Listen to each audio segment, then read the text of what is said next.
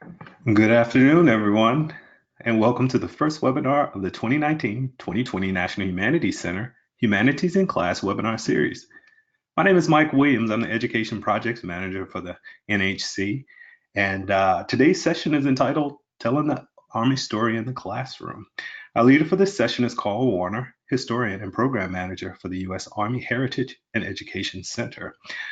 The National Council for History Education is the sponsor of the webinar tonight. For nearly 30 years, NCHE has been a pioneer in the implementation of professional development for history teachers. NCHE connects K-12 teachers, college and university faculty, museums, libraries, and archives through its programs and national conference. To everyone joining us all around the country, we know that you all have busy personal and professional lives, and we're truly thankful that you've decided to join us for this conversation.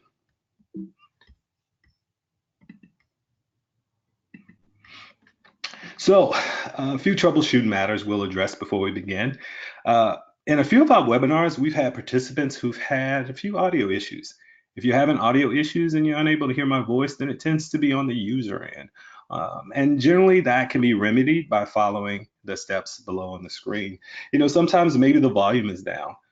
You can check your audio headphone connections. There's also a setting or an icon to confirm that you're connected to the computer audio and not your phone. If those options do not work, we recommend closing your session and rejoining us. In general, if you cannot hear our voices, then please be sure to check your connection, and especially if you see that there is activity occurring in the chat box and you do not hear any sound. From the operational side, I ask that you mute your microphones and participate using only the question box or the chat box. My role as the moderator is to receive your questions and bring your thoughts into the conversation with Mr. Warner. So if I overlook your question, please feel free to type it in a second or a third time. And we will take breaks in our presentation to be as interactive as we can and to bring your thoughts and inquiries into our session. I want to give a special shout out and thanks to my colleagues in the Education Department at the National Humanities Center, and they are Andy Mink, who's our Vice President for Education Programs. Andy leads the center's efforts to strengthen humanities teaching at both the collegiate and pre-collegiate levels. Through his visionary leadership, we've expanded our webinars, interactive classroom lessons, and extensive digital archives of primary source materials. Libby Taylor, our Education Programs Coordinator. Libby, who is also with us tonight, is our primary contact between the scholars and the webinars. She works with scholars to prepare their PowerPoints, to collect their readings, and to share them with you. And we're truly appreciative of the work that she's doing behind the scenes for this series and the education programs and the National Humanities Center as a whole. Again, my name is Mike Williams, and I'm the Education Projects Manager. My role is to help manage the Education Department's digital materials, our online course offerings, as well as our programming. We'd also like to announce a special opportunity for our teachers who are joining us tonight. Teachers attending tonight's webinar may be interested in applying to attend the NCHE's colloquium at the U.S. Army Heritage Center in July 2020. That's funded by a grant from the Library of Congress. To learn more and apply, please go to the NCHE website. And you will note that there is a link that you should be able to see on our screen there. So again, please feel free to write that link down. It will also be available to you after the webinar, but we'd encourage you to go to the NCHE website and actually sign up for that. It's an awesome opportunity, awesome enriching opportunity as well. Documentation of participation. So at the end of tonight's session, you'll be prompted to complete an evaluation of the webinar. And once you complete it, you can download your certificate to be added to your portfolio and submit it to your local certifying authority. This normally takes about an hour to send. So once our webinar is complete, it will pop up, and please go ahead and you can go ahead and get that, and should be all set. All right, without further ado, Mr. Karl Warner. And I am honored to introduce our speaker for this evening. I had the opportunity to speak with him earlier this week, and I think you all are truly going to enjoy this experience tonight. I have been so looking forward to this webinar, And so, without further ado, I'd introduce Mr. Karl Warner. He's the Historian Programs and Education Historian at the U.S. Army Heritage and Education Center at Carlisle Barracks, Pennsylvania. Mr. Warner's primary mission is to develop and execute history training for the U.S. Army soldiers, as well as to work with educators in the public sphere to include the Army's history in classrooms across the United States. Mr. Warner is a veteran of the 1st Cavalry Division, U.S. Army, Operation Iraqi Freedom II, and he also earned a bachelor's degree in history and a master's degree in public history from West Virginia University.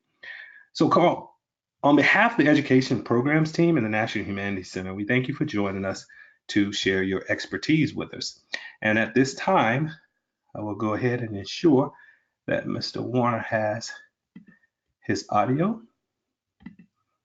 Are you there, Mr. Warner? The computer just told me I'm unmuted, so if everybody can hear me, then that means I'm here, I guess. That means you are here. I am going to go ahead.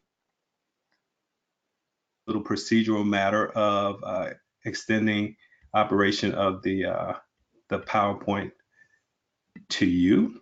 And at this point, it's all yours. Again, to our participants, again, thank you for joining us. And you're in for a treat. Thank you, Karl. Not a problem, not a problem. I got to tell everybody, this is my first time doing a webinar. Normally, my method of operations is I stand up in front of a bunch of soldiers and talk at soldiers all day about their history and heritage. So I'm not used to looking at a computer screen and talking into the empty office here at Carlisle Barracks. But hopefully you all learned something from me today. I can pretend like I'm on my favorite podcast. And we can learn a little bit about the Army Heritage and Education Center, and especially what we do here at the USAHEC. I'm trying to get us to go to the next screen here. Here we go. So as you can tell from the title screen, what we're going over tonight is basically what the USAHEC is. What is the Army Heritage and Education Center, and why does the Army and how does the Army pay a guy like me to make sure that we get the primary source materials and the classroom materials out to educators and teachers all over the country. So hopefully when you walk away tonight, you'll know a little bit more about the USAHEC and what we can do for you as a teacher, and also how to get in contact with me to help me better serve you. And you'll see what we're talking about here in a few minutes. Again, please feel free to respond in the chat box if you have any questions, so that Mike can let me know if I need to go over anything in particular. Let's see if I can, there we go. So first, let me reintroduce myself. As Mike said, I'm a veteran of the United States Army, did a year tramping through the dusty streets of Baghdad back in 2004, 2005. Got done with that and used my GI Bill to get my degrees from West Virginia University. And ever since then, I have had the honor and the pleasure to work directly with United States Army soldiers, teaching them their heritage and history. And that's really what the USAHEC is primarily around for in the first place. We're in Pennsylvania at Carlisle Barracks. That's an Army post. We are a one-stop shop for the Army. We support the soldiers in their history education. So if a commander of an Army unit somewhere in the United States wants their soldiers to learn about the history of the Army, the history of a weapons system, the history of really anything that has to do with them being a soldier, they contact our organization to develop that education materials and either come out and teach it or get it out to the soldiers that will teach that material.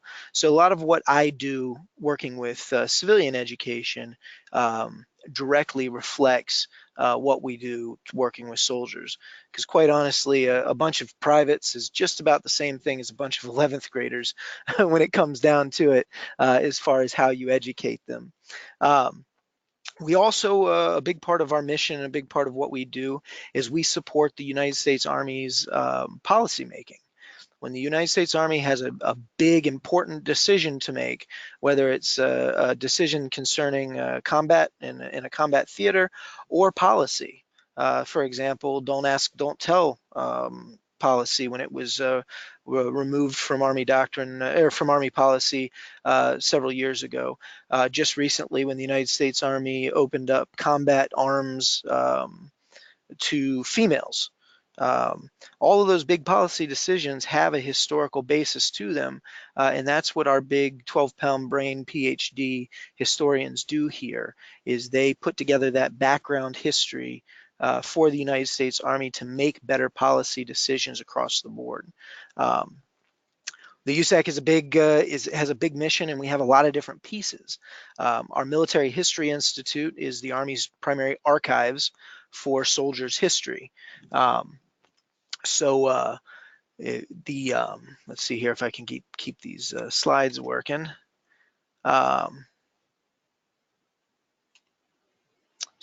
Anyway, the Military History Institute is one portion of the AHEC, and that's the Army's archives. That's where we keep all of the Army's archival materials specifically for the soldier's story. So everything from diaries to letters home, to photographs, to after action reports, anything that a United States Army soldier used as far as papers and manuscripts and photographs go in their career, we collect that material for the use by the Army and the American public.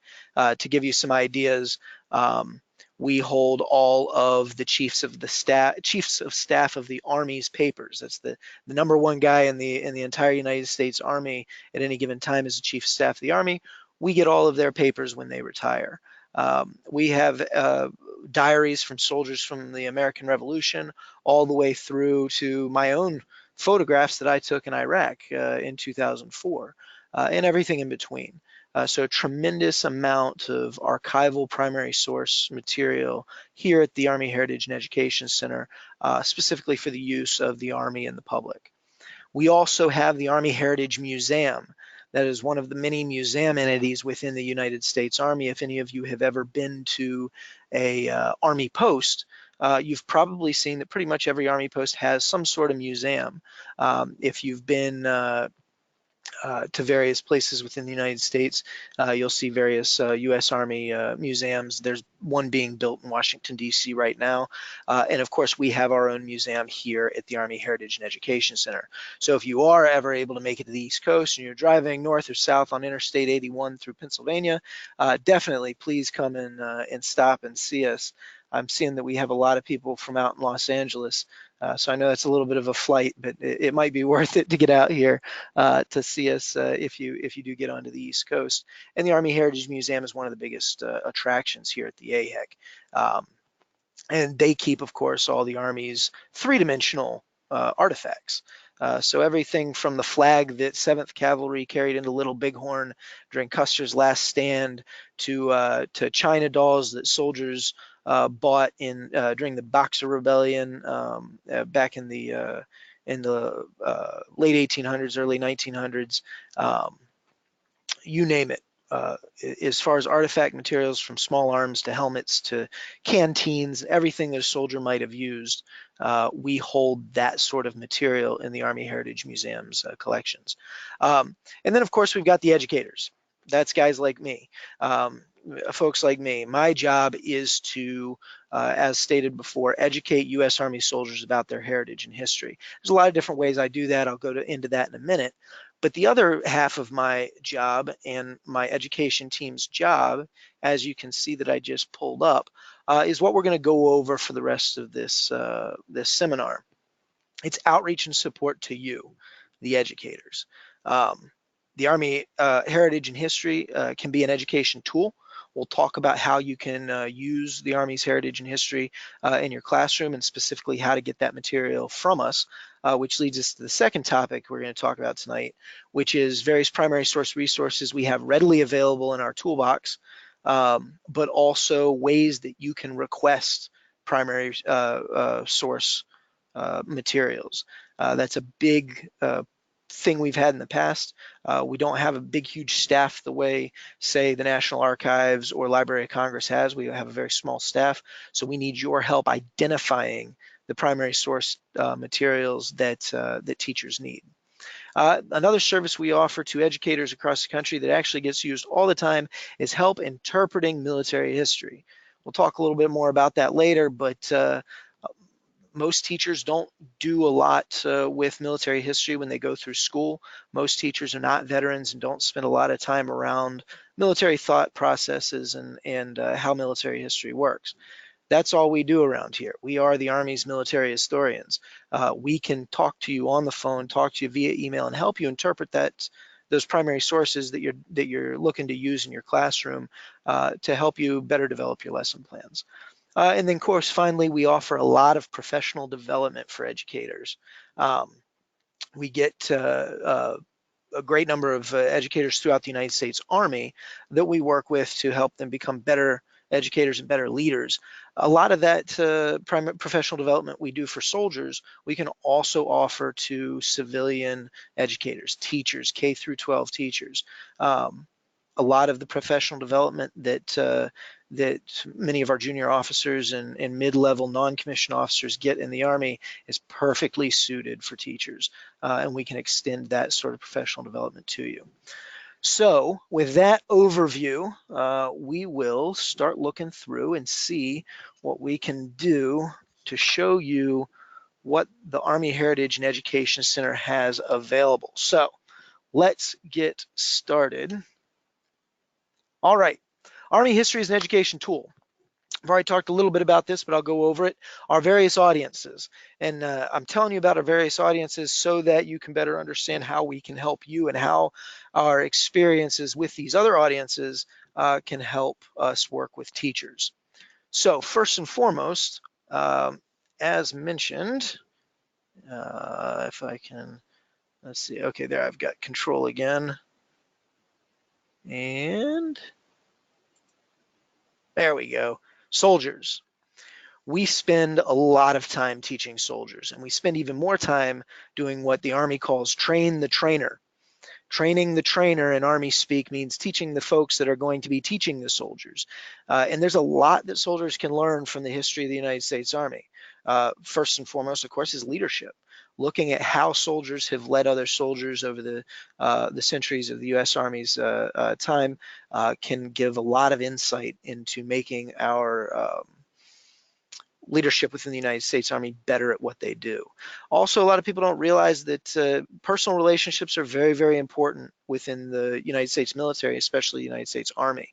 Learning how to conduct yourself with other people and to develop and maintain personal relationships, not just with your superiors, but also with your subordinates and the people you work directly with, helps a unit stay cohesive and effective. Looking at personal relationships throughout time, especially if you're a Civil War buff, looking at the U.S. Civil War can give a lot of insight into personal relationships and how soldiers work together to make the Army work. And then, of course, the classic tactical and operational analysis, battle analysis, looking at various technologies, seeing how those technologies worked or didn't work in combat, is, of course, a huge part of what we teach. And that's the more classical drums and guns and bullets and soldiers marching to the left or to the right sort of military history training that we do, is that tactical and operational analysis. And then, of course, decision making. One of the big things we teach is the process of decision making and critical thinking. How do you take information, process that information, and then make good decisions based on that information? And using history to show that process is a big part of how we work with and teach soldiers, using the primary source material we have here in the AHEC collections, and of course our subject matter experts here at the AHEC. Next, we've got, of course, the American public. One of our big missions when we're educating the American public, especially through our museum facilities, is, of course, bridging that civil-military gap. And that's going to come through a little bit when I'm talking to you about how we can support you as teachers. Bridging that, the vast majority of Americans across the country have no connection to the United States Army, have very little connection to the United States military. and most people don't even have family who's been in the military or served. So one way that we can educate the American public through our museum and working with teachers is to, the goal being to bridge that civil military gap, to make more Americans aware of what the Army is and the heritage of the United States Army, so that when families are making decisions on whether or not to join the Army, when families are making decisions on what their political thoughts are on various things that include the United States Army, having a better understanding of where the Army came from and where it's going can very often help with those relationships. And then, of course, we've got a lot of history education programming for the public that we do. Museum exhibits. We have a massive public lecture series. In fact, you can see all of our public lectures on YouTube. If you go to the USAHEC YouTube channel, you can watch our lectures. Some of those might actually be very good for your classes, if you're not able to, if you need that video on a rainy day or something, or when you can't make it to the classroom. And then, of course, our big festival events and field trips that we do. If any of you are in the area of Carlisle, Pennsylvania, and South Central Pennsylvania, give me a call. We've got an amazing field trip program in the spring. We'd love to see you and your kids out here at the AHEC. And then, of course, our last big audience and one of my primary audience are the educators. How do we support our education audience?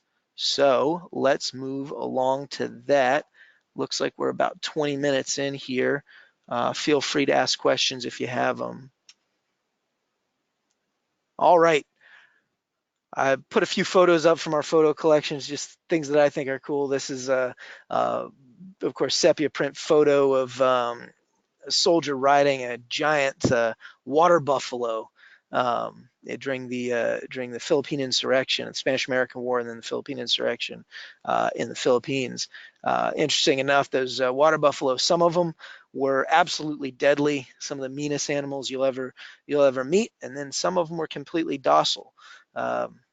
You didn't know which was which until you try to get up there in a saddle like this soldier here.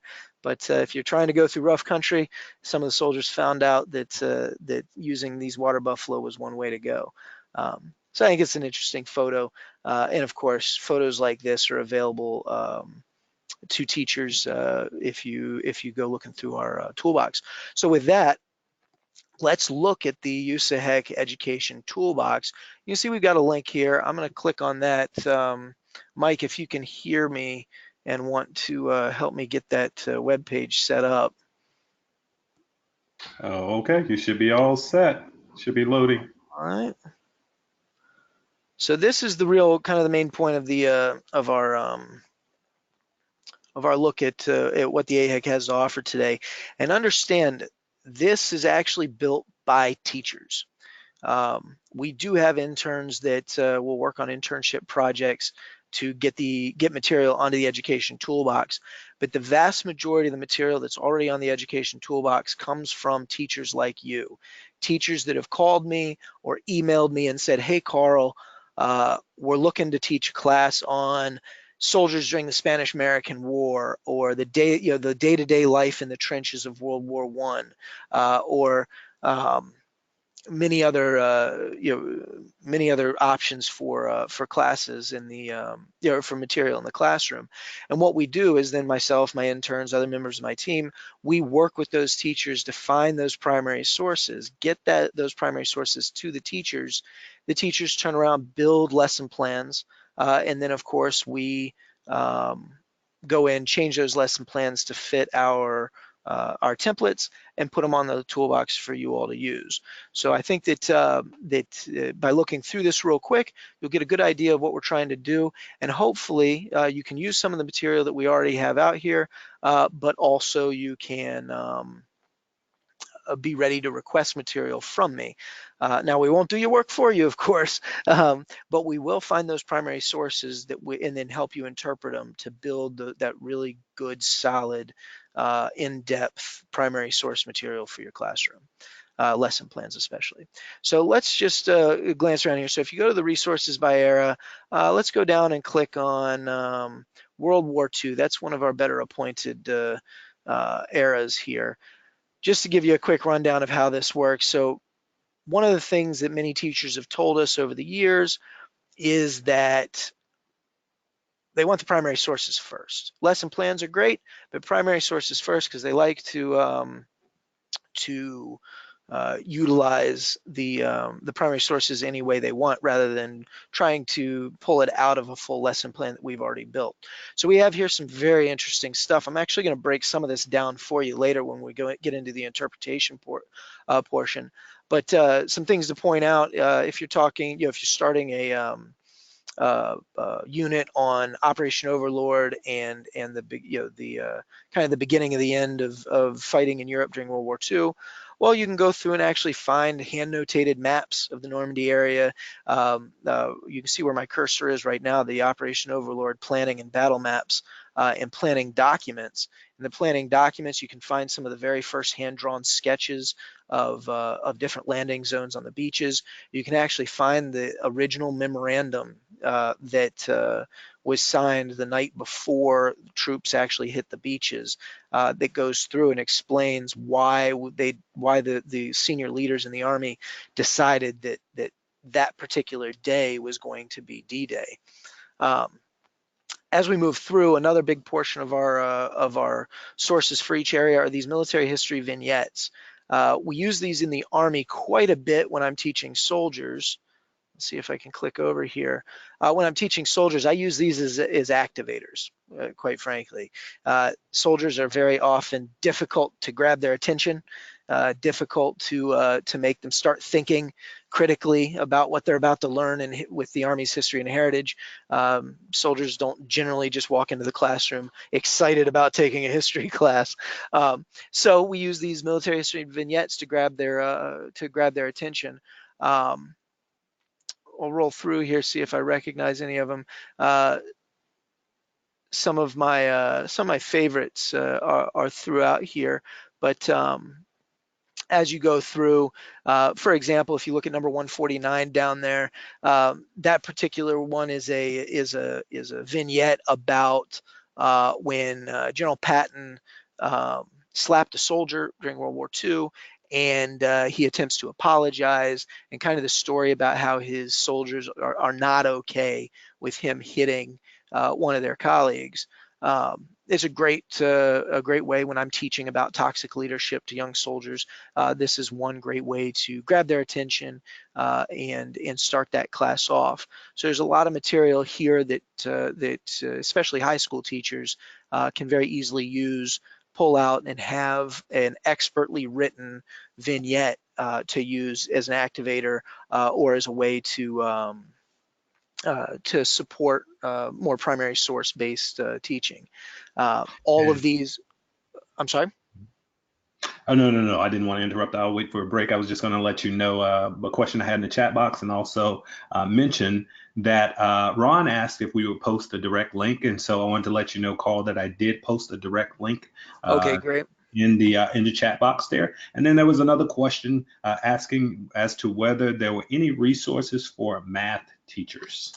So we do. And in fact, one of the problems we've had, and something I was going to ask later on, is that while we have a tremendous amount of material for STEM classrooms, teachers haven't asked us for it yet. And understand, my expertise is military history and teaching soldiers. While I know all about artillery, I was an artilleryman for a long time myself.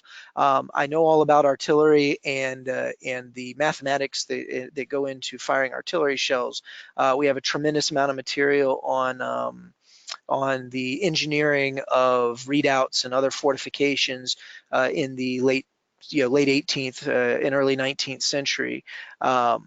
Everything from from engineering weapons to medicine. If you're teaching a biology class and want to look into some of the Army's cutting edge work early in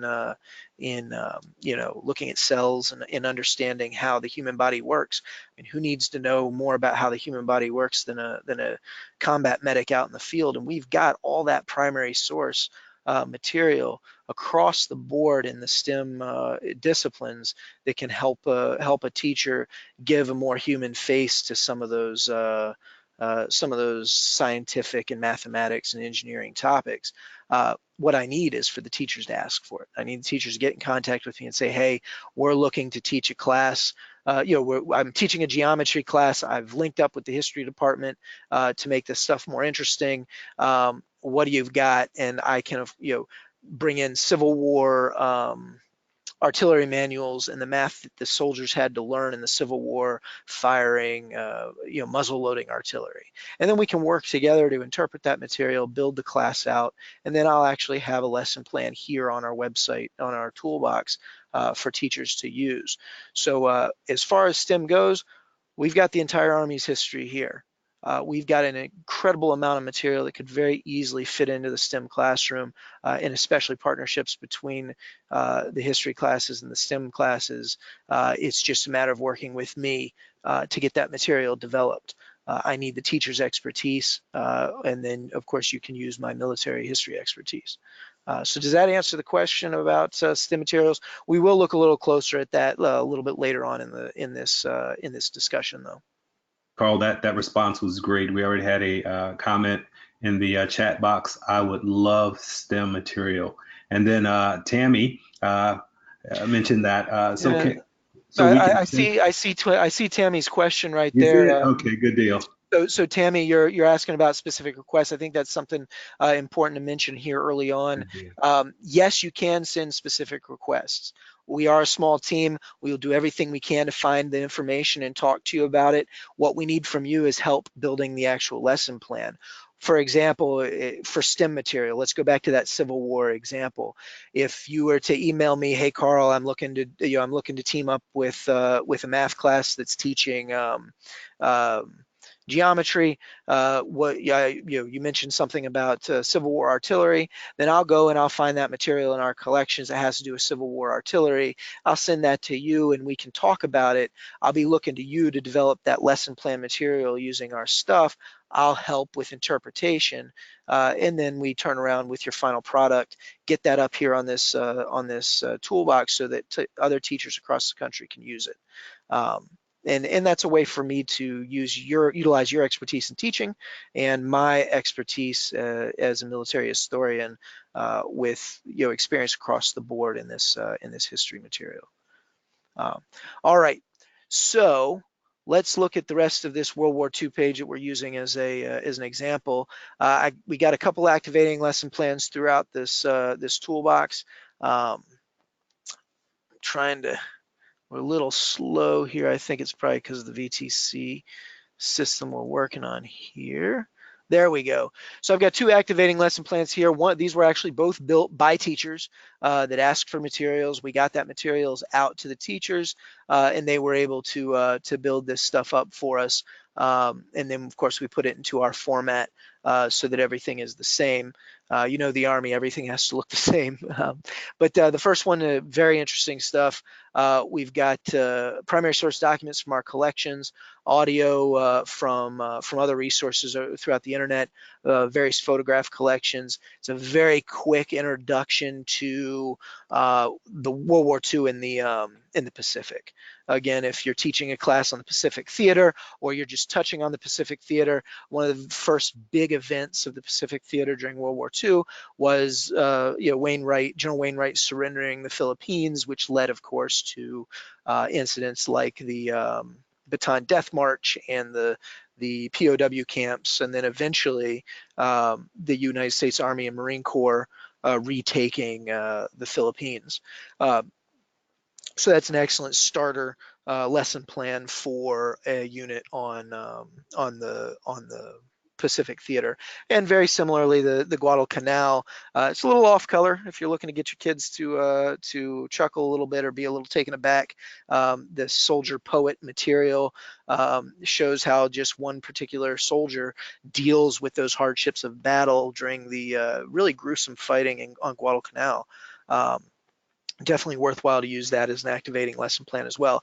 And again, what we do here is if you want something that has to do with World War II or really any era of U.S. Army history, get in touch with me. We can work together to get the primary source material together that then you can use in your lesson plan that we can put up for other teachers to use. I think for the full lesson plans, we only really have one. The Pearl Harbor experience uses some of our most important primary source documents on the raid on Pearl Harbor. We're actually going to go through some of that a little bit later. And then we, of course, put links to various videos that we've shot over the years, and that we actually have documentarians on staff that build documentaries about the U.S. Army. One of my very favorite clips that we have is, of course, preparing the chicken. I'm not going to play it right here, but if you play it, it shows this sergeant right there on campaign in Germany, preparing a chicken all the way from alive and clucking to ready to eat. You want to show kids, show those students exactly what it means to be out in the field and kind of the hardships that soldiers have to deal with, and the comforts that they take in something like a fresh chicken dinner in the middle of a combat campaign. Something like that is a great way to catch one of your students' attention. Some of the materials we do post up in our videos, especially, can be a little bit disturbing. That Flossenburg concentration camp documentary that our very own John Karash put together is pretty heavy hitting. So do be careful and make sure you're looking at that stuff pretty close. We have many different lectures here at the AHEC. We run about 20 lectures a year. Some of them are at the level that high school students could very easily take those in. Some of them are a little bit higher up there. But for each of the eras we have outlined, you can go through and actually find subject matter experts that are writing books about these particular topics and what they have to say about those topics. So again, these can be very good to support primary source lesson plans that you use. Most of these are connected to books. So if you want to have students read a portion of a book and then listen to the relevant part of the lecture, that can be very, very helpful. And then, of course, lastly, I'm not going to go to it, but we've got links to various additional resources. That's things that you already know about, probably, Library of Congress, that sort of stuff. But we also have links to the Center of Military History, our bosses here at the AHEC, the people who actually are in charge of us as the Center for Military History, and they have a great deal of resources as well. Any partnerships that we have, we'll have here under additional resources as well. So again, you can go through and see all the different resources we have for these different eras. Some of them are fairly sparse. If you go to post-Cold War and Desert Storm, for example, I've got 2 primary source photo packs here, a couple military history vignettes, well, 1 military history vignette, and a few lectures. That's it. And that's because I don't have any teachers asking for primary source materials from Desert Storm, Desert Shield, Bosnia, the kind of the 1990s through to 9/11. Teachers aren't really asking for that kind of material yet. So when they do, of course, we'll get that primary source material out to them, work with them, build those lesson plans, and get those up here for other teachers to use. So I definitely encourage you to work with us to help us outfit some of the eras that we don't necessarily have a great deal of material for. I want to run through a few other things we have here. Research at the AHEC. And feel free to go through, while I'm talking, feel free to glance through the resources by era, especially if you have material that you're looking to teach. Go through that resources by era, glance at that stuff while I'm talking at you.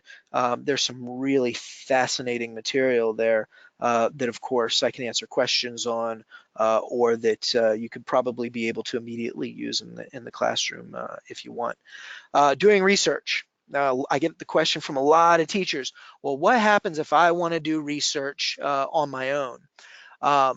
As of right now, it is a little bit up in the air. We just recently, and this is actually a pretty big deal for us, we just recently got over $25 million from the United States Army's budget to digitize every single thing we have in our collections. That's over 16 million items. And that's just the manuscript and photograph materials. That doesn't include a great deal of material we have in our artifact areas. But over $25 million to digitize everything we've got. Right now, the only materials we have on our online library catalog are the stuff that's already digitized. So that means over the course of the next 5 years, that digital collection is going to get more and more robust. But in the meantime, it is limited on what's available online. Now, you all, however, are in a very special situation. You're teachers. As long as you can prove to me that you're a teacher, I get a lot of people who call me up saying that they're teachers, but they're really writing a book or something like that. But if you can, if you can identify the class you're teaching, and we can work together to develop a lesson plan, myself and my interns can help you with that research. We can find those primary sources, help you interpret them, and then you can use those at home and in your own, for your own lesson plans. So I definitely encourage you to get in contact with me, to work with me over the rest of the, as we move through the school year, and then of course next summer, work with me to build out some of that lesson plan material using our primary sources. Some examples of resources available to researchers are down here. And again, don't hesitate to ask us for help, and especially help interpreting those primary sources. I'd say go ahead and bookmark our arena page. That's this online catalog. Go ahead and bookmark that page when you can, and keep visiting that. Anytime you want to do anything that has to do with U.S. Army's history, go ahead and check that out. You'll find a lot of great material, and every single day, more and more material, primary source material and secondary source material is going up on that catalog.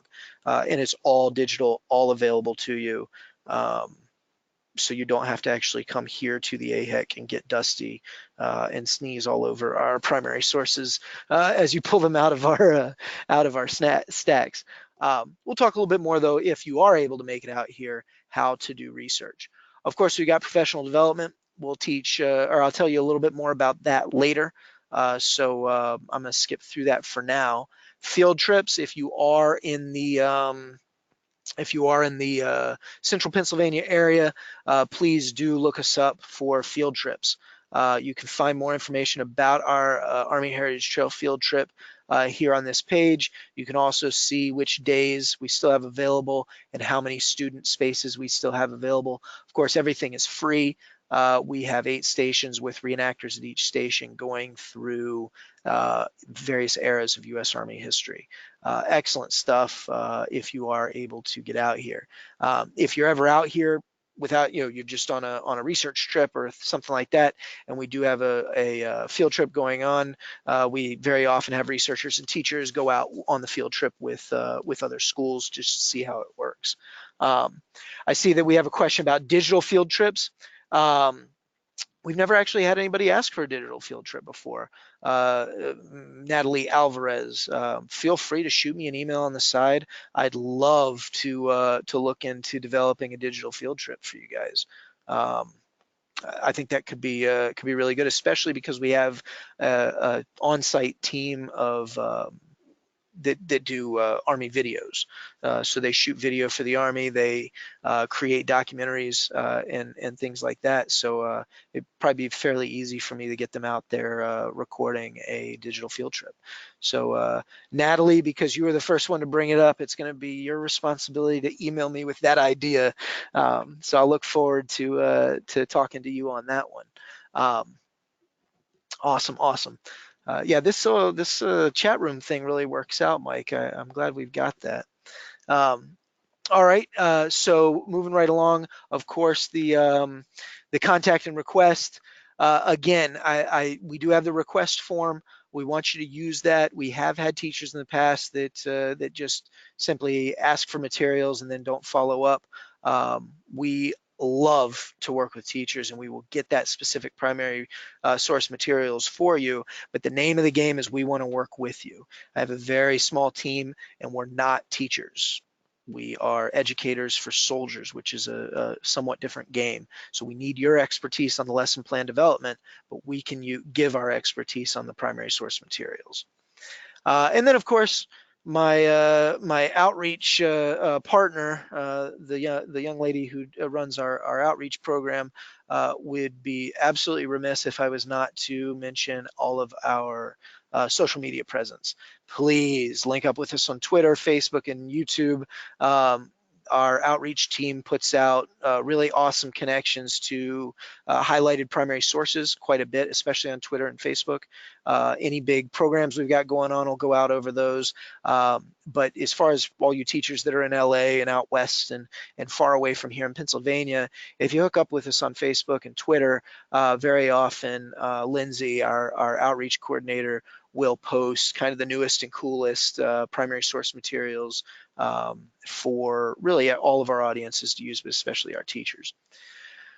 So that's the educator's toolbox. I can see I'm starting to run out of time a little bit because I spent a long time on this toolbox, but I think that's okay because the toolbox is really the main thrust of this class. Mike, if we can get it back to the slides, I'm going to run through the rest of the slides very, very quickly so that we have plenty of time to do question and answer. One of the Okay, things, that's fine. That's fine. one of the big questions I get from teachers very often, especially in person, is, Karl, I'm not a military historian. How do you have all this really great stuff, but I don't know what any of it is. I don't know how I can use it. I need your help to figure out how to use this material. So what can we do? How can we help you out interpreting that material? First and foremost, it's important to understand how much of the Army's history you can actually use. When people think of military history, they very often just think of the battles. Why did Robert E. Lee turn left? Why did General Patton send his tanks down that road? What, the guns and what we in the business call the guns and drums history, that battles, war, and wars and politics. And Army history is so much more. The United States Army is a microcosm of the United States population. It's just as diverse, if not more diverse, than just the American public, and it's always been on the cutting edge of social issues, of political issues, across the board. So there's a ton of places where you can use the Army's history. So just very quickly, if you're looking at my screen right here, you just look at the picture. Right there, we have the advent of telephonic communications in that photograph. We have chemistry, guys wearing masks, gas masks in World War I, specifically designed to combat things like chlorine gas and mustard gas. You want to get a bunch of kids really interested in chemistry? Let's talk about the use of chemistry in warfare. In that photograph, you've got you can look at industry. I mean, those boots came out, those boots are some of the very first mass produced boots that the United States has seen in modern times. World War I, when the whole country gets together to produce those boots and those uniforms for those soldiers, you see a massive industrialization of the United States. From my list over there, you can see civics. Citizen soldiers, you want to talk about the importance of the United States military being a volunteer force, the history of the United States Army being manned by our citizens. And you can trace that tradition all the way back to the very beginning of time with the Romans in some cases. If you want to look at the government in general and how the government works, looking at Army history can give you a good look at how the war and then eventually the Defense Department worked, how it developed over time, and especially its relationships both in peace and in war with other parts of the government. In civics classes and political science classes, I don't know if high schools are teaching much political science these days, but I know a lot of the university professors I work with use a lot of our materials to talk about the use of force. You can find just a million anecdotes of soldiers on the ground, whether it be in Vietnam or the Philippines or France or Germany or you name the place where the question of use of force comes up. Questions of the relationship between the commander in chief and kind of that high level decision making with the rest of the Army. Looking at that civil military gap and helping civics teachers teach what is a civil military gap and why is that important for people to understand. And of course, politics. The United States Army is the final word in international politics for the United States. Plain and simple. When it comes down to it, the United States Army is there as a political tool. If you're teaching world or American history, of course, that's the easy one. Conflict and war drive almost every aspect of the United States history. Um, the United States history is a series of war and peace, war and peace, war and peace, and the peace affects the war, and the war affects the peace.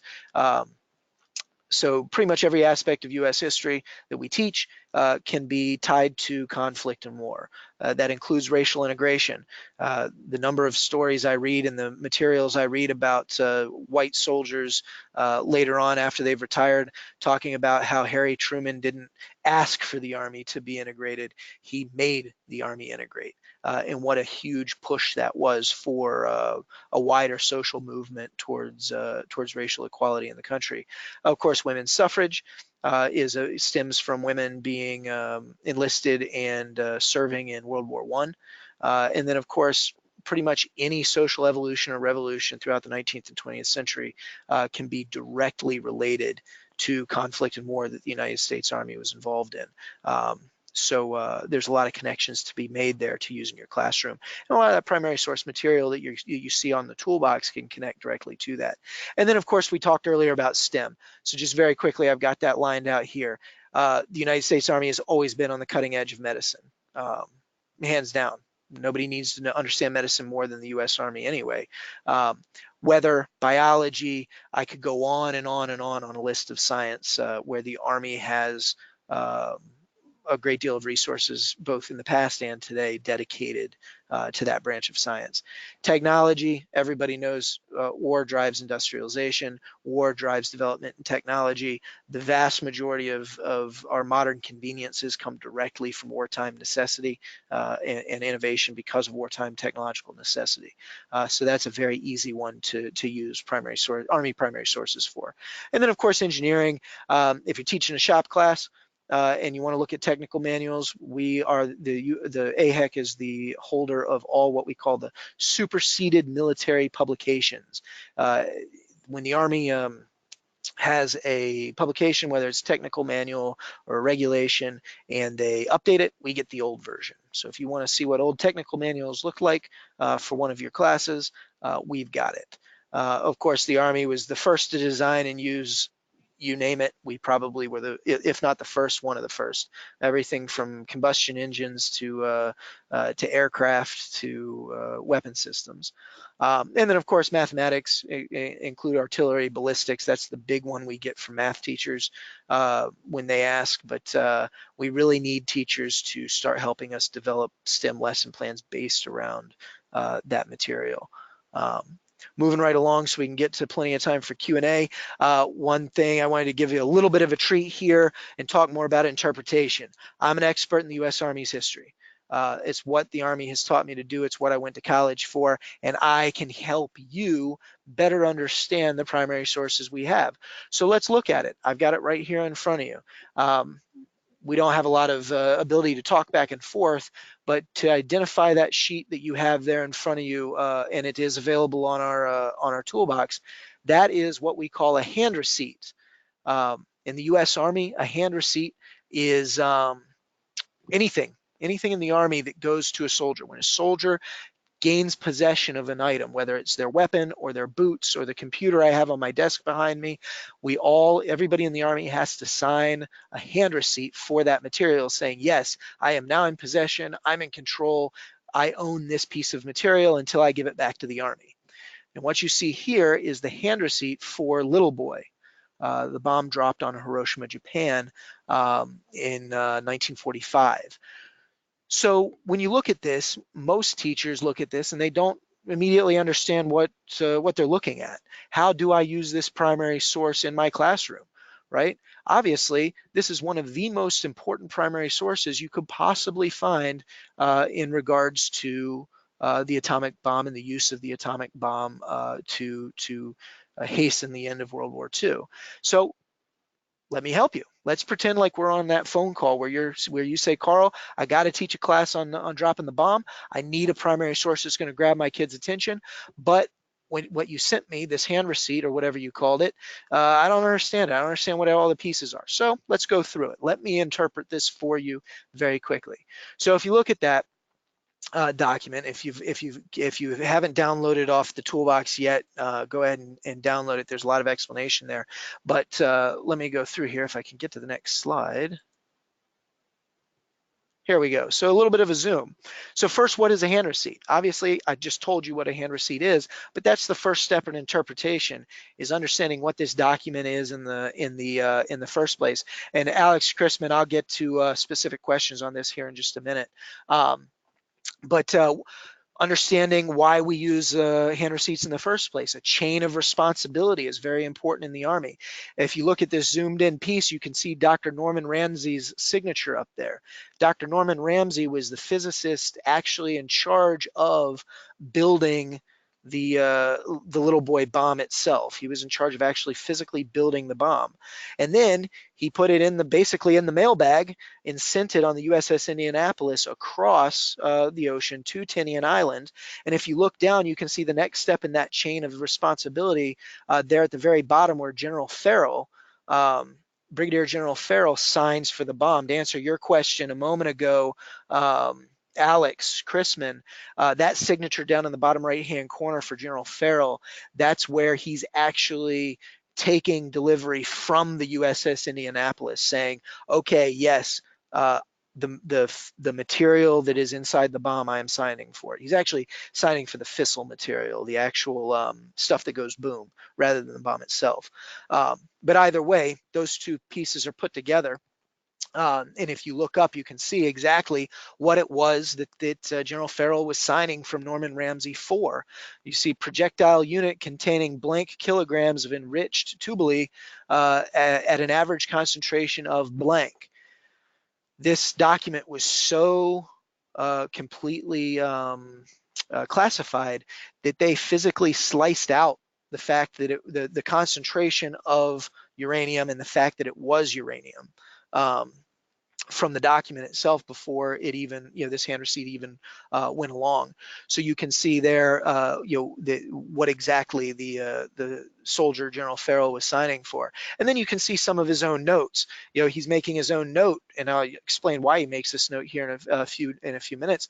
But he's saying the above materials were carried by Parsons, that's the commander of the guy in charge of the bomb itself during the flight, Tibbets, who's the pilot, and company to Hiroshima as part of the Doomsday. That's what they were calling it, kind of in code words. So looking into who all these peoples are, Parsons, of course, is the guy who's in charge of the bomb itself. He was in charge of the project that built the bomb. He was the one that's actually going to flip the on switch when they get over Hiroshima. Tibbets, of course, is the commander of the flight of the Enola Gay. He's the pilot itself. So moving on to the next piece. If you flip the page over on its side and zoom in a little bit, you'll see something else here. 6 August 1945, I certify the above material was expended to the city of Hiroshima, Japan. At 9:15, signed Commander Parsons. Commander Parsons, well, like I said, he was the guy who was kind of the super secret squirrel. He was the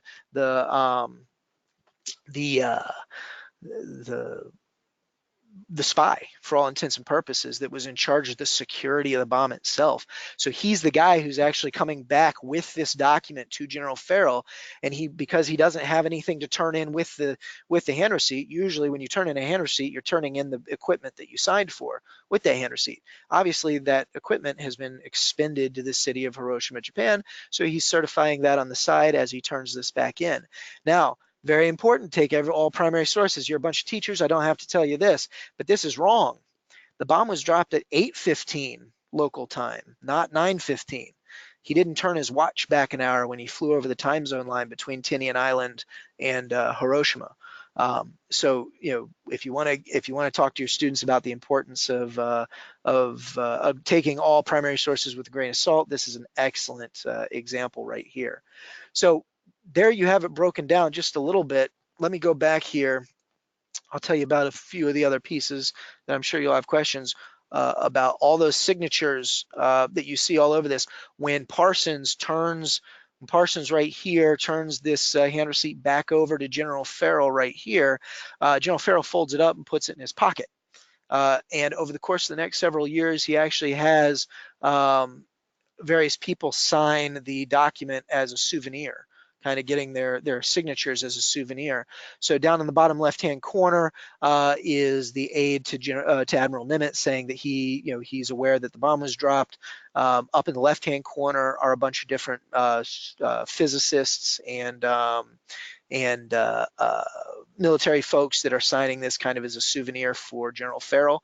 In fact, the big John Hancock you see in the middle for C.P. Baker, he was the physicist actually in charge of the fissile material itself.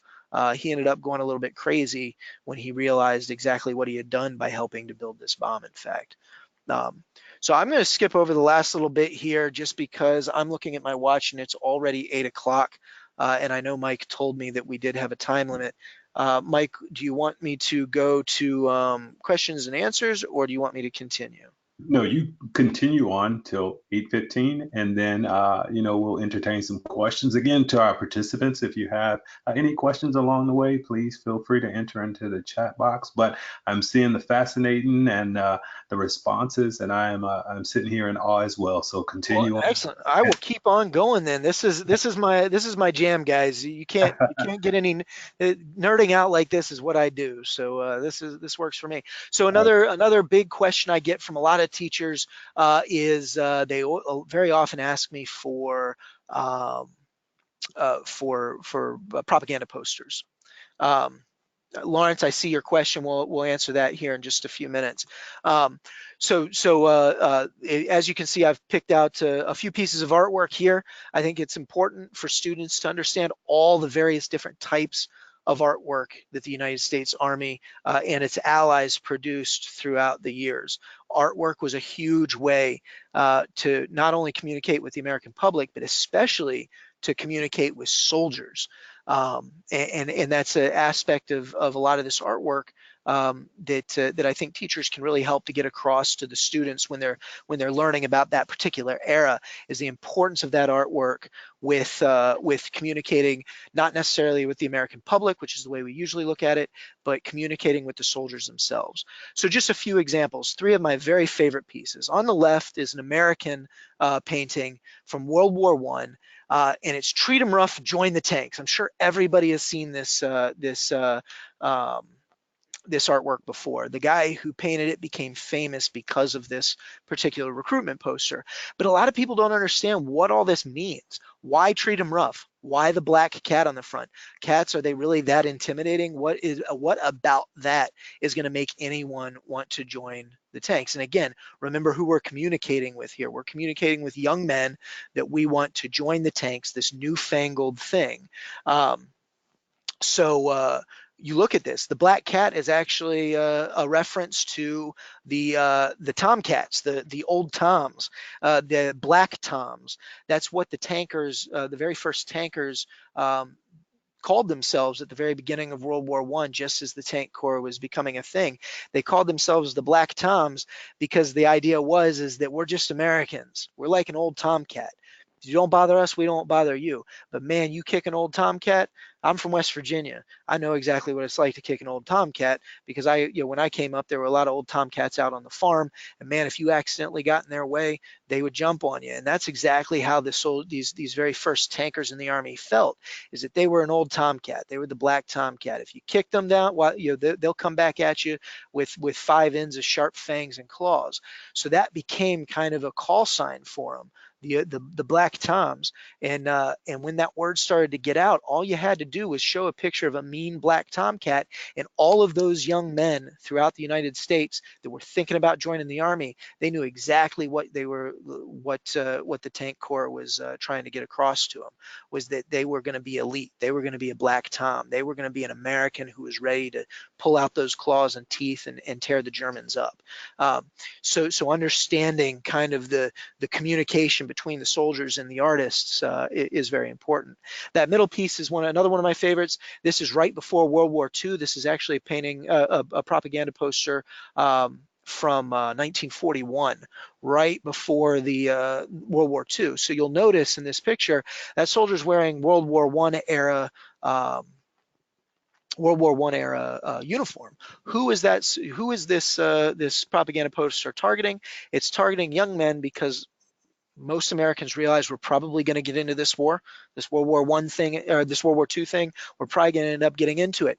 Who are we communicating with? We're communicating with the young men who grew up in their whole life. They've been hearing from dad and from granddad about fighting in World War One and what happened in World War One and the heroism and the valor of American soldiers in World War One.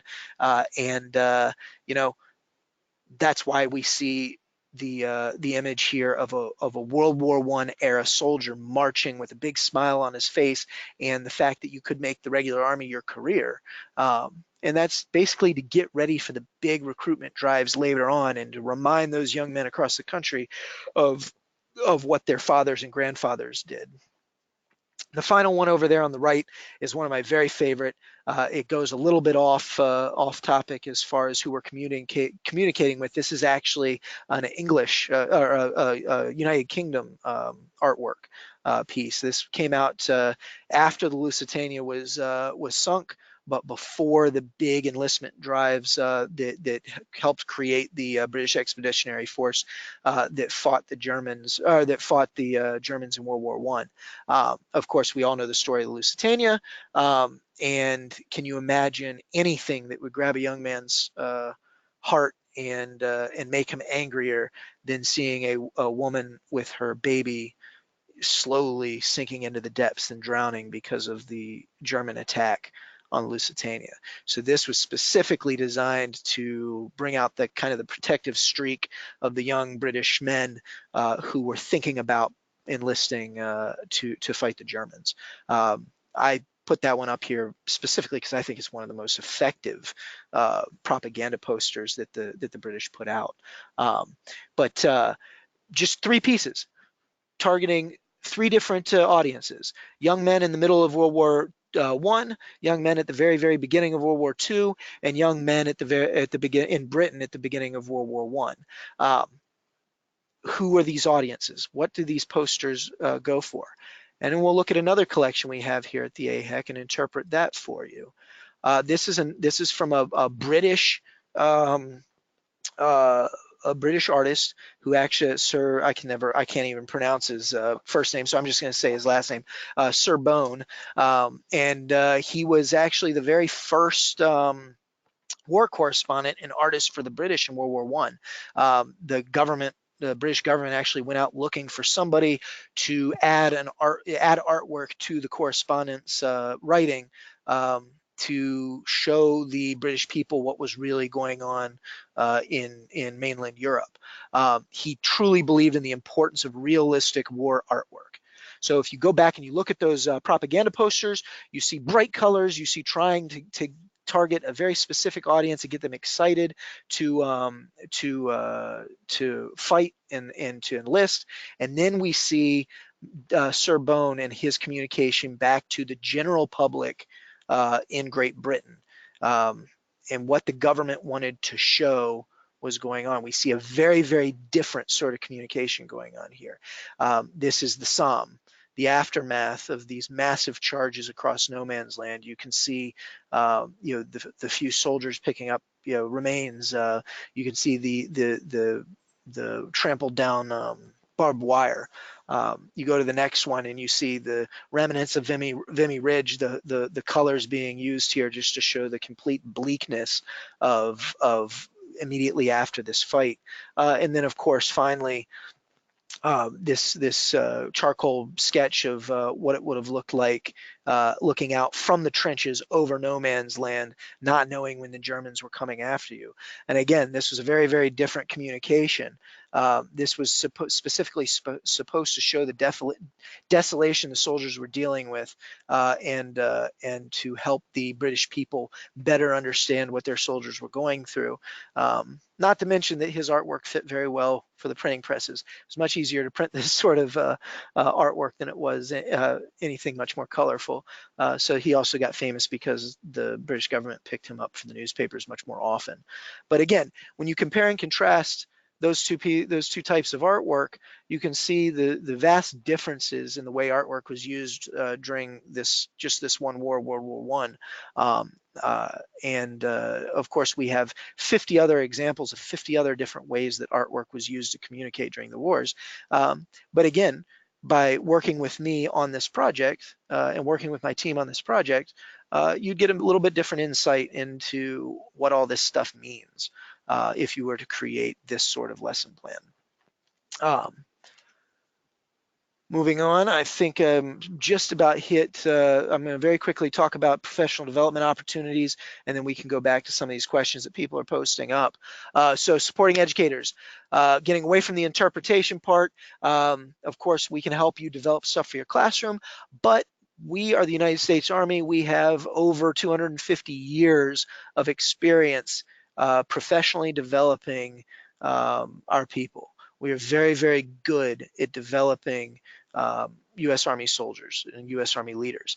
And I've found over the years that I've been working for the Army that there's not much difference between U.S. Army soldiers and high school students. And there's not much difference between teachers and our leaders in the United States Army. You're doing the same thing. You're leading young people.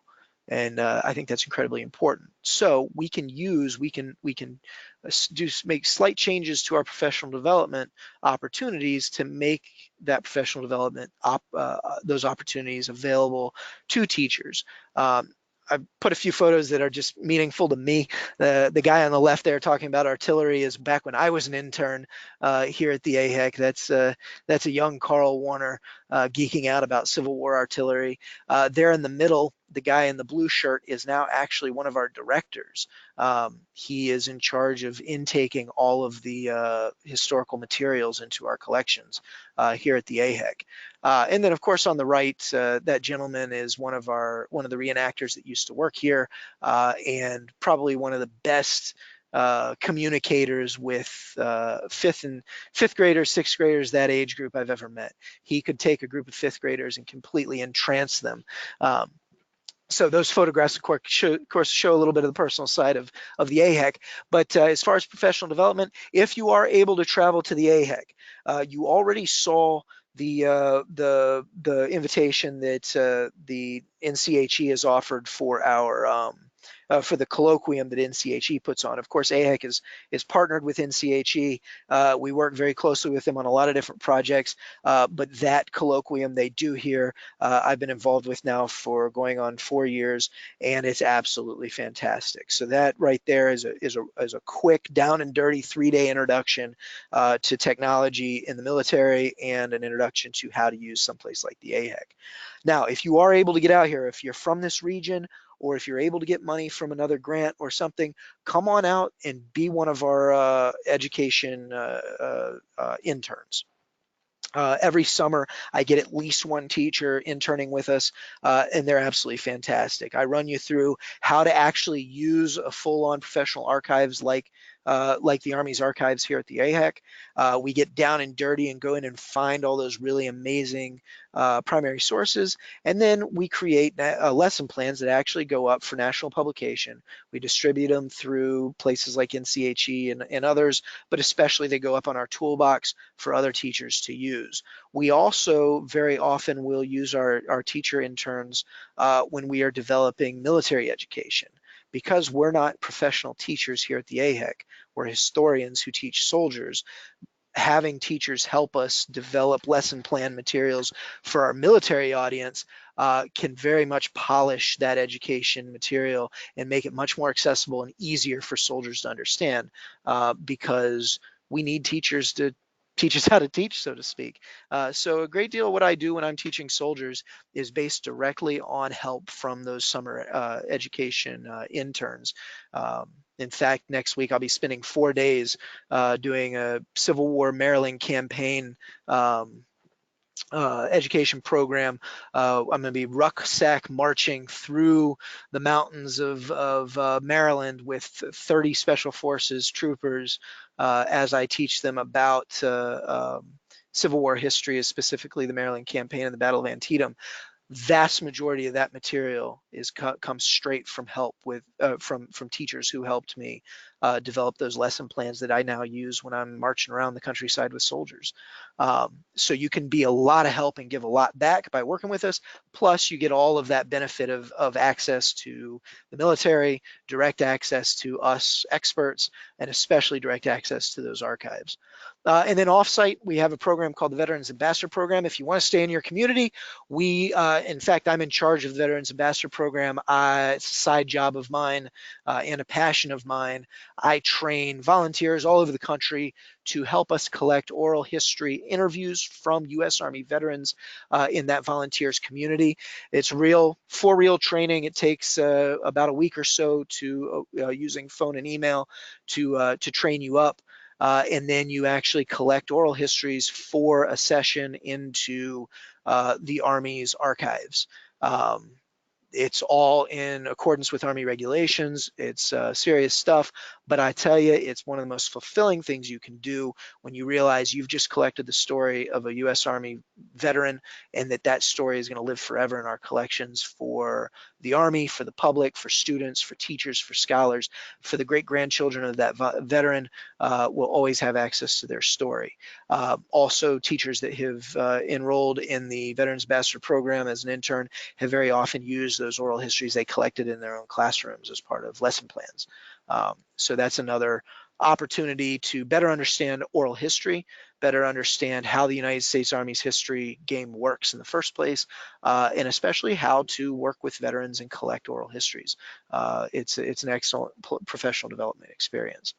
All right, with that, a quick review. If I can get this to go forward here. And all right, quick review. Remember, if you ask a question, I'm a historian. You might not get the right answer, but you will get a long answer. The AHEC is the Army's archives. Our team supports you. We will not do the work for you, but we absolutely can support you in using that primary sources, especially with interpretation. Remember that we're not just military history. We can connect to just about any high school class you can think of, especially STEM. We just need your help to develop that lesson plan materials. Interpretation, we talked about that, and of course on-site and off-site professional development. So as I'm going up through here into the questions on the chat room, let me see. I hope I'm not stepping on your toes here, Mike. No, you are doing awesome. I applaud you on this. I'm having a blast reading all these I, questions. I Um, am too. So resource for showing unit students propaganda and linking art movements from Sharice Usher. I think a lot of our materials could be very useful in that way. The trick is working with me and talking to me on the phone and getting materials from me to then turn around and utilize, and we can develop material together. I do know that probably one of the most popular sets of items that we get that teachers download off the toolbox are all the World War I and World War II propaganda posters. So that material is actually already available to you in the toolbox. Those propaganda posters, I'd very much appreciate if you look at them and then shoot me an email if you need any help with interpretation. You can also, there's a lot of great resources just on the internet that has to do with propaganda posters.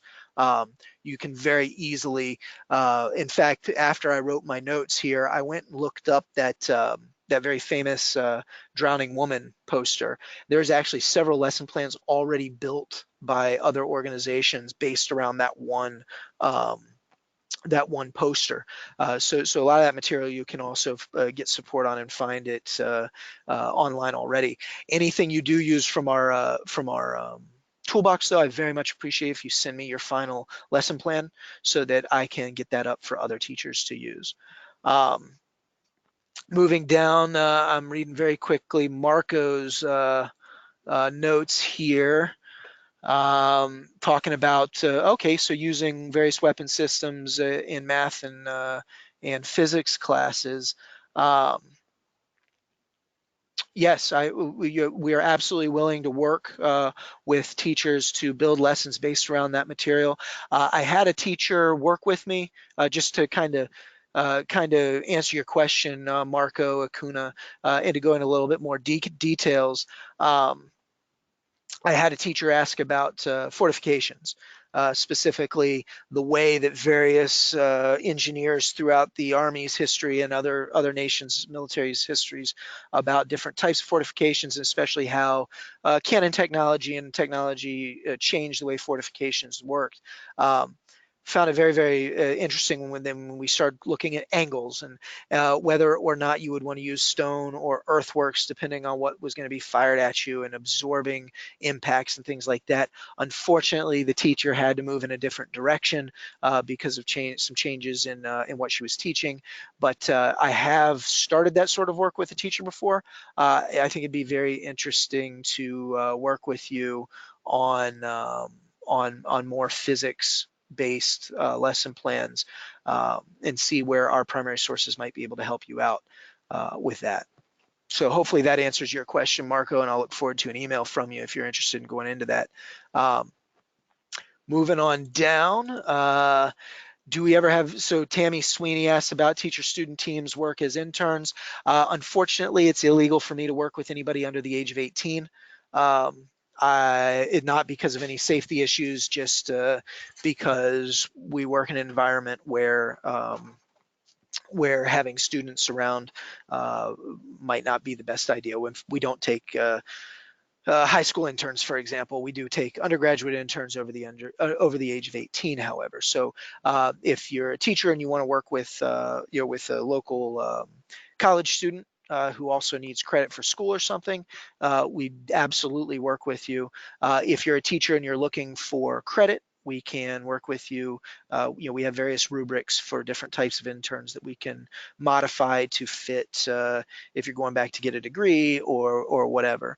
But we have not worked with teacher-student teams before, mostly because my organization can't really work with students. We do have a partner foundation that is non-military. They're a 501c3, and they absolutely do work with students. In fact, my counterpart in that organization is in charge of Pennsylvania's National History Day.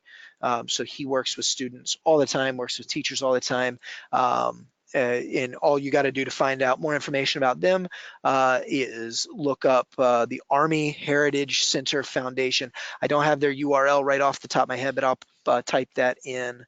Army Heritage Center Foundation, and they're the 501c3 partner organization that helps us do a lot of things that we can't do as an Army entity, if that makes sense.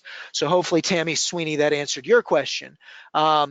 Creating a visual art lesson from Brennan Ivy. I'm not sure if I quite understand that question. I'd absolutely love to work with you. We have an absolutely amazing video collection. In fact, if you've ever watched any of Ken Burns' material in World War II or Vietnam, vast majority of that video footage comes from our collection. Massive photograph collection. If you've ever watched Ken Burns' piece on the Civil War, about 90% of those photographs came from our collections. We have a massive art collection as well. So it's just a matter of figuring out what it is you want to do, contacting me, seeing what I already have digitized and what we can get digitized for you to start working on it. And then, of course, if you have any questions about the material, I can answer questions, and then hopefully you can develop a really great lesson plan for us. Natalie Alvarez asks about how long is the internship I mentioned. Excellent question. It's whatever you want it to be. If you're doing it for credit, so if you are getting credit through a school, you're going back to school for whatever reason, or you're trying to get credit through your for professional development through your district, that would just come down to the amount of time comes down to what your requirements are. I've had interns in general and teacher interns that have come and worked with us for 6 weeks straight because they just had a whole summer. I've had folks come in for a solid 2 weeks and do a very abbreviated internship because they really had to get back to their real life. I've had some teachers that come in once a week over the course of a year and work with me. It's really super flexible to whatever fits you.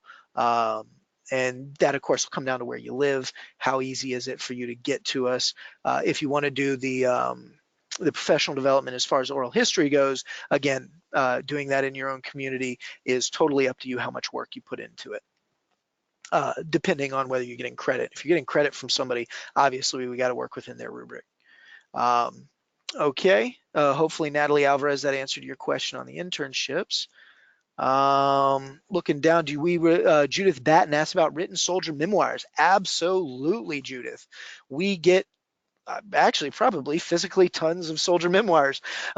We have several different ways. One is just memoirs. When a soldier writes their memoirs when they're old and getting ready to kick it, they'll a lot of soldiers will write their memoirs. Some soldiers will write diaries. I'm one of those soldiers. I wrote diaries when I was in Baghdad.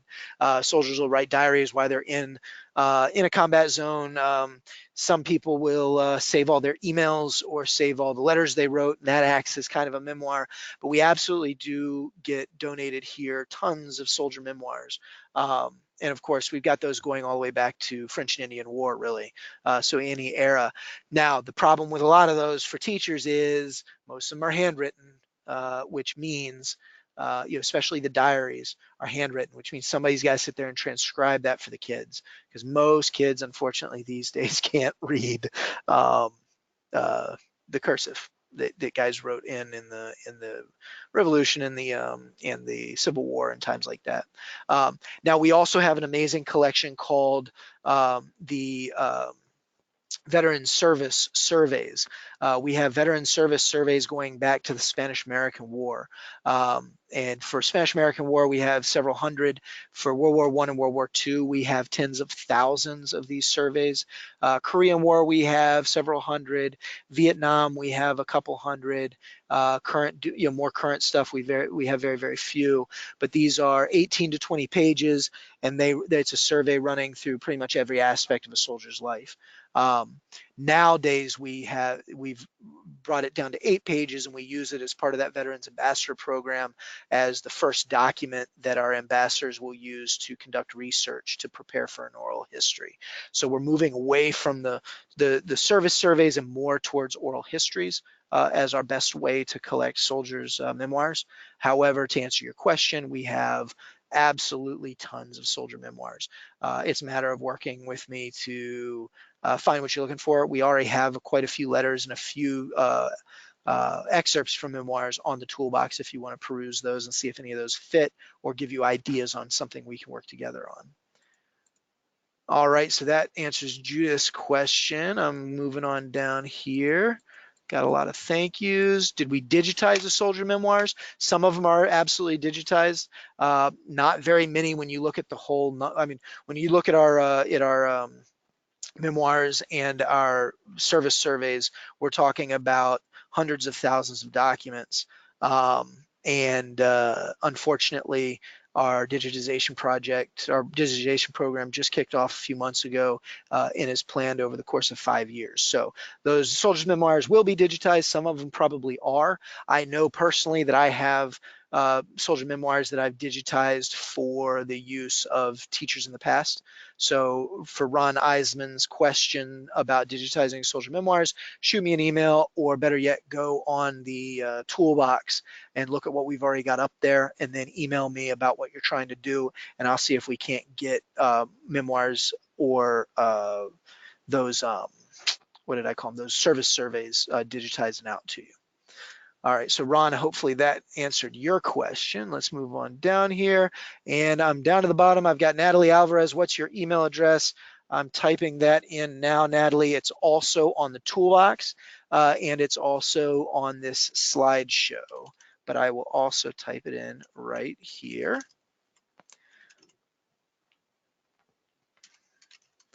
Now, I want everybody who's still in here, I see I still have 127 people in here, understand that we have a very small team here. When you do email us for information, sometimes it can take us a while to get back to you. We do everything we can for you, and especially with phone calls to help interpret materials. But we will do everything we can to get the materials for you. We just do ask for a little bit of patience here and there because we are a fairly small team. Brennan, Awesome. that sounds Awesome. excellent. All right, Mike, I'm to the bottom. I think I've answered all the questions on the chat. What can you add, or what questions do you have? I can only commend you on the presentation, the information, just how accessible you have you've made your resources, and just understanding for us just that this civilian military gap exists. And then also, I think it was just a major takeaway for me, just the impact of conflict and war on so many areas of our lives, and Oh, I, absolutely. yeah, again, I can only commend you on that. I think the questions have been spot on, and I just thank all of our participants for being here tonight, and just looking forward to coming up and actually visiting myself. I think There you're. you go. Oh, we love to have you. We'll roll out the red carpet. I do want to make one more point to everybody Go who's still ahead. in the room here. One thing I really want everybody to understand is one thing that makes me super, super excited is when teachers ask for the non-combat stuff.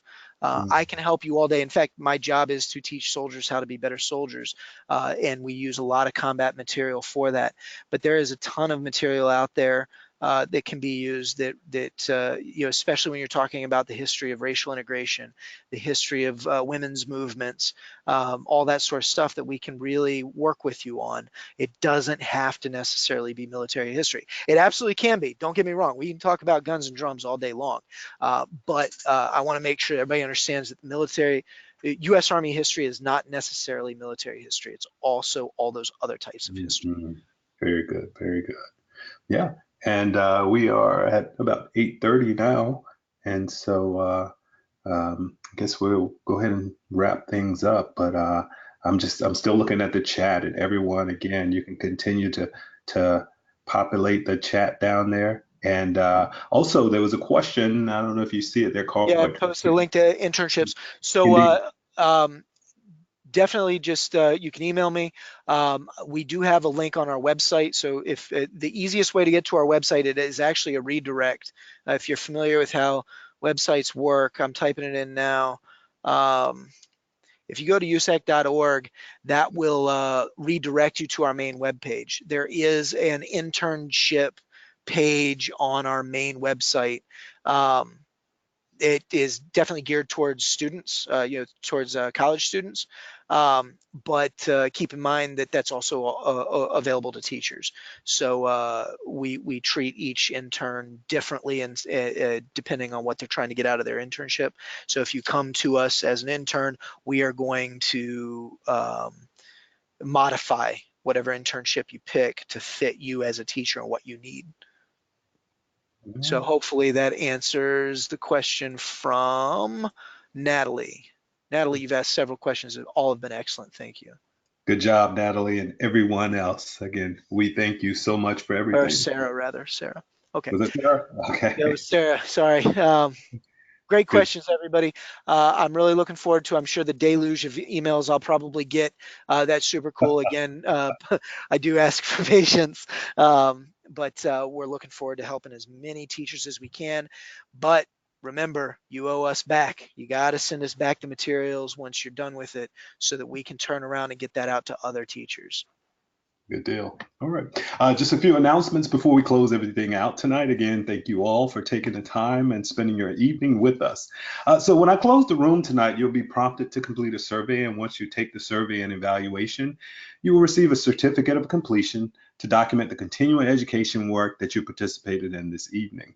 It generally takes 1 hour to receive those certificates after you complete the evaluation. And the National Humanities Center is located in Durham, North Carolina. And, for 40, almost 42 years, we've supported the best in humanities scholarship and humanities education. We're the only nonprofit institution devoted exclusively to the study of the humanities. And here at our center, our education program serves as a nexus between our scholars and educators. Our goal is to build the bridges between the scholarly world and the everyday classroom. And please know that we support educators at all levels. In terms of lessons and resources, you will find when you visit our site that we build those connections between the scholarly world and the classroom in a variety of ways, including a repository of online lessons and resources. So if you go to our main site, you can use the link on the screen to access the resources that we have available, all of which have been vetted by scholars. We have primary source collections and kits. We also have teacher-served essays where scholars of various expertise have written relatively short vignettes on how to understand the complex topics of the humanities. If you go there among our resources, you'll also find the Humanities in Class podcast series, and which provides ways that scholars and educators can discuss best practices and the process of thinking in and working in different fields as well. We also have our Humanities in Class online courses, which is a growing catalog of online courses that we'll be rolling out this fall. These are 5 or 6 module courses that will allow you to dig more deeply into different topics and engage with the work that we're doing here at the center. Our social media. I'd encourage you to keep up with what's happening at the National Humanities Center through our various social media feeds to get updates on our activities. And you will find that you can also join our email list by going to our webinar registration page or going to URL that is listed on the screen. And you'll get a constant contact email on occasion about the things that we're doing here. Our next webinar, and you're sure to love this one. I believe it's indicating that it's already sold out, but there may be some wait list opportunities that will be available for you, possibly. But on Thursday, September the 10th, we'll be presenting the webinar, A Dangerous Unselfishness, Understanding and Teaching the Complex History of Blackface. The featured presenter is Dr. Raylan Barnes, Assistant Professor of History at Princeton University. This webinar will help educators master the basic history of Blackface in America, strategies to discuss the difficult topic with students, and ways to think about the incredible social, political, and economic power Blackface held as America's most pervasive entertainment form in the American North and West, between the American Civil War and the Civil Rights Movement. This is one, again, you will definitely enjoy. And again, thank you all for joining us tonight. I hope to see you again during our Humanities in Class webinar series. Thank you, Mr. Warner. Thank you, Karl, for just such a strong start to our series. And we look forward to seeing you all again. Thank you so much. Looking forward to seeing everybody come out to the AHEC and see all the cool stuff we got. You all have a great night.